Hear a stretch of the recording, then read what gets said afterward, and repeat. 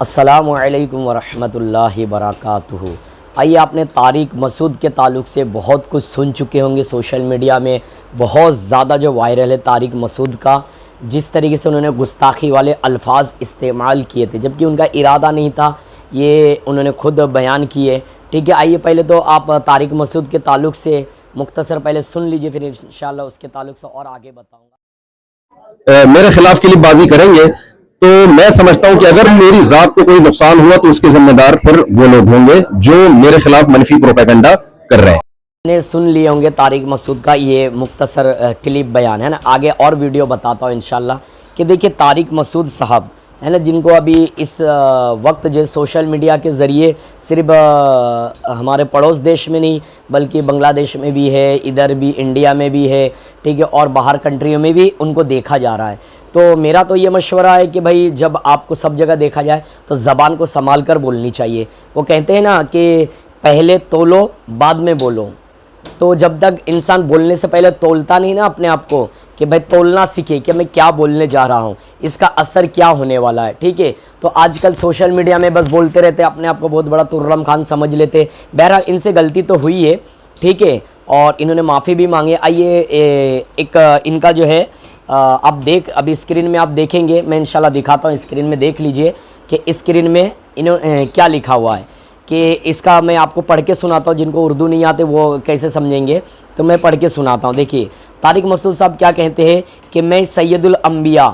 صلی اللہ علیہ وسلم کی دل و جان سے عزت کرتا ہوں، یعنی پیارے آقا صلی اللہ علیہ وسلم کی دل و جان سے عزت کرتا ہوں۔ آپ صلی اللہ علیہ وسلم کی عزت و ناموس پر میری موت آ جائے، اس کو میں اپنے لیے بہت ہی بڑی سعادت سمجھتا ہوں۔ یعنی آپ صلی اللہ علیہ وسلم کے ذکر کرتے ہوئے یا ان کی نعت پڑھتے ہوئے، ان کا حمد کرتے ہوئے، ان کے ناموس پر یعنی کوئی اگر گستاخی کرے یہ بھی ان کے لیے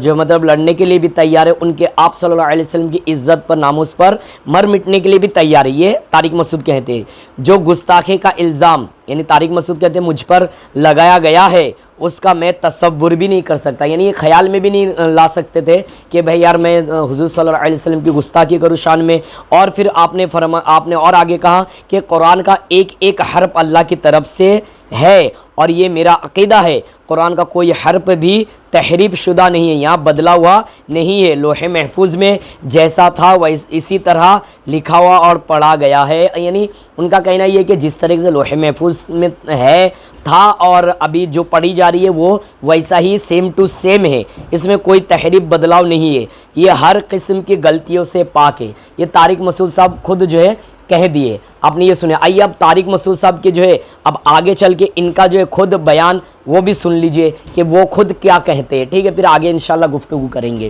الرحمن الرحیم نحمدہ ونصلی علی رسولہ الکریم۔ میں یہاں سفر میں ہوں اور نیٹ ورک پرابلم کی وجہ سے بار بار سگنل چونکہ ڈراپ ہو رہے تھے تو میں یہ وضاحت ریکارڈ نہیں کروا سکا جلدی۔ میرے خلاف سوشل میڈیا پہ ایک پروپیگنڈا چل رہا ہے کہ میں نے یہ کہا ہے کہ قرآن میں معاذ اللہ نقل کفر گرامر کی غلطیاں ہیں۔ جو میری بات ہے وہ یہ تھی